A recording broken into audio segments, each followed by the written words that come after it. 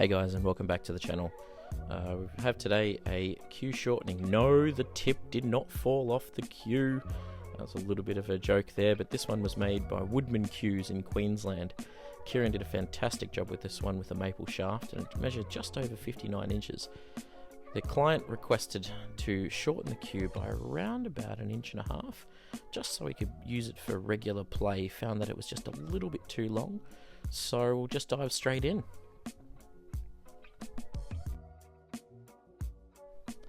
First step in the process is to measure the queue, so we have an understanding of how wide the ferrule is, then again the taper to the shaft, and also how much we need to take off the queue. So using our vernier calipers here, we're able to have a rough idea before we dive into it and put it on the lathe of exactly how much we need to take off, and also what our taper profile will look like to make it fit properly. Now the request was also to keep the titanium ferrule, which obviously offers a lower deflection when playing the shots, so we're also going to work to reuse the same ferrule and get that done. As with any of our tipping videos and our work, first thing we do is we remove our tip. So again, just cutting the tip off there and facing it up so we can actually see it. The next step, once we've cut the tip off, is going to be again to measure.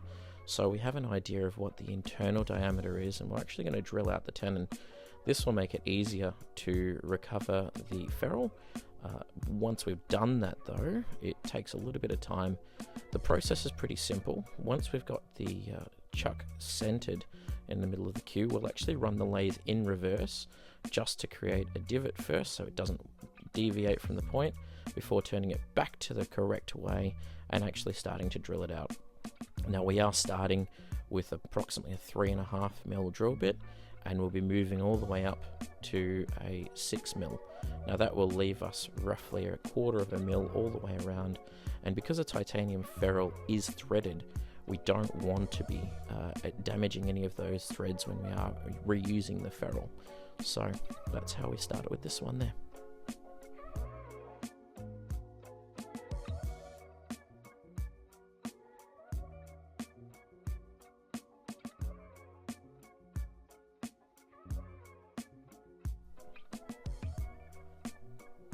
Our next step is to save the ferrule. So once we've drilled out the tenon on the inside, it does create a little bit of a gap, and it does make that titanium ferrule easier to spin off and break the glue.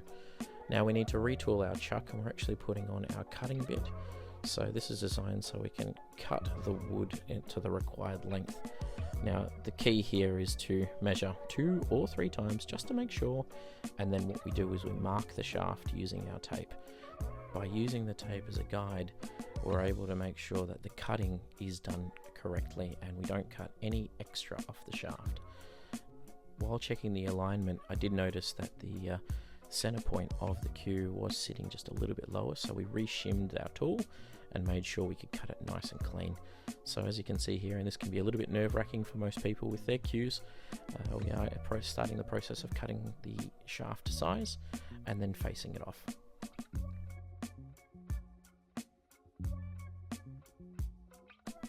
Once we've cut the excess off the shaft, what we will do then is again start our cutting of the tenon. So we measure our ferrule, we have an idea of what it is there, and we also leave a little bit extra on the end. So the ferrule itself is approximately around about 8mm, but we're cutting around about 9mm off, which leaves a little bit extra, a little bit of wiggle room that we can face off towards the end. And as you can see here, it's a nice slow process where we're just milling off the extra to make sure that we've got the right size. It's always easy to take extra off, but you really don't want to do that in this case because it is a threaded ferrule. We want to leave a little bit extra so the threads have something to bite on and also the glue has something to stick to. So as you can see here, the key is patience. We need to measure and measure and measure, and that's what you'll see us doing in the next little bit. If you're enjoying the video so far, please don't forget to give us a like, share and subscribe. It really does help our channel to keep doing what we're doing and bringing you amazing content. As we get closer to our target size, we are going to be a little more careful in terms of this, and we will do a preliminary test fit with the ferrule. The idea is that if we can get it on as tight as possible, that would be great. But in this case, we do need to go just a fraction more before we can screw it in all the way. Now, obviously being a threaded insert, we do need to make sure that we can cut the threads into the wood and maximize the strength of our tenon by doing this. And with one final twist and then a little bit of persuasion, making sure the ferrule is protected of course, we're able to butt the ferrule right up to the shaft. Now this part is obviously important to cut the threads and just to make sure that it does seat correctly onto the tenon. Now with here we're just making sure that it doesn't move, that it is on there nice and firm, and then from there we're able to just check and make sure that all of our threads are locked in and it is running true. And as you can see there's a little bit of the tenon sticking out at the end, which is exactly what we want. And also you'll find that with this particular ferrule as well, it has sat really nicely. Unfortunately, we missed out on a little bit of the video there of the gluing, where we unscrew the ferrule directly from the tenon and remove it. Then we proceeded to glue the ferrule onto the tenon. Now after a bit of time, we've left it there. Now we begin the tapering. So what we do is we carefully measure where we are and we start to trim the shaft and then taper it into the required profile. From this, the customer requested that they wanted a fairly gradual profile, which meant going up the queue by around about 3 inches and tapering from that 9.5. And again, this is a nice slow process. Again, it's done manually, but we use a combination of our cutting tool, and also we use a combination of sandpaper and then wax before we seal the queue.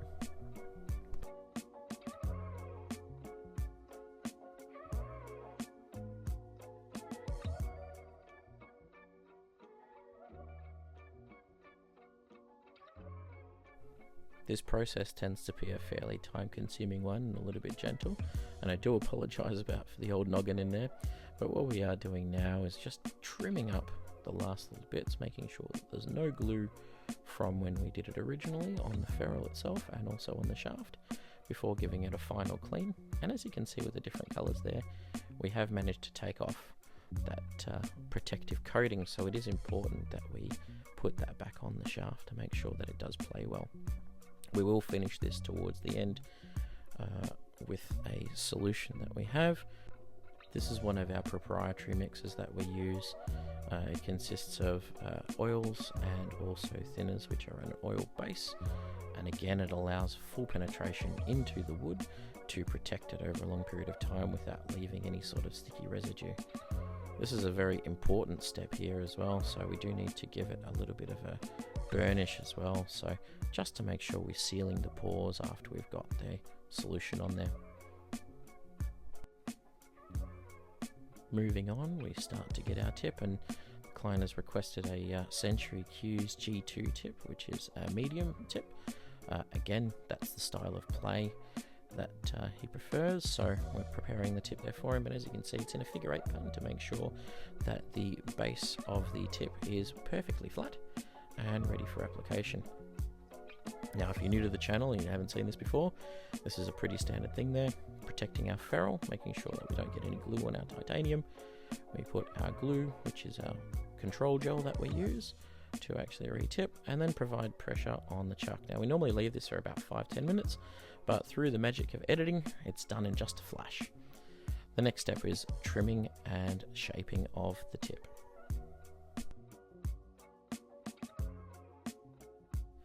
We begin this process by just taking a little bit of the excess off with our cutting tool on the lathe, and also we did have a request to make the tip slightly thinner, so we've just taken off the end there, and now we start the shaping process using our blade.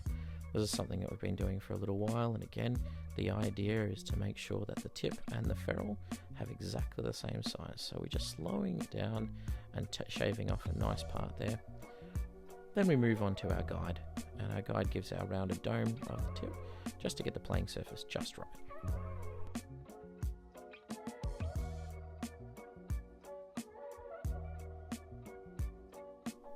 The shaping of the tip is quite an important process, but it's also up to individual user preference. Now what we're doing here is, once we've actually done the shaping of the tip, we will use our burnishing wax. Now this is again something we've used on every single tip we do. It ensures the life of the tip and you get a lot more usage out of it over a longer period of time. It eliminates a lot of the ballooning on the edge, and as you can see, the tip is starting to change color on the edges. We do our final polish here with a little bit of 40 steel wool, so ultra fine, and then once we've got our burnishing completed, we move on to a final part there. Now this is the before of the cue at full length, and now the after, which shows the end of the cue, which has been taken off. Time for a bit of a test just to make sure that the ferrule has bedded properly and the tip is seated correctly. So I'll give it a quick hit, just to make sure it fits nice and through. Plays beautifully. It was actually one of the nicest cues I've played with in a long time. And again, let's just try to see stun and give it a bit of pressure on the side. I'm going to say this one passes. Thanks so much for watching, guys. If you liked the video, please like, share, subscribe, and comment. It really does help out our channel. And if you have a cue that you'd like done, reach out to me at contact@chalkandcue.com.au. See you on the next one.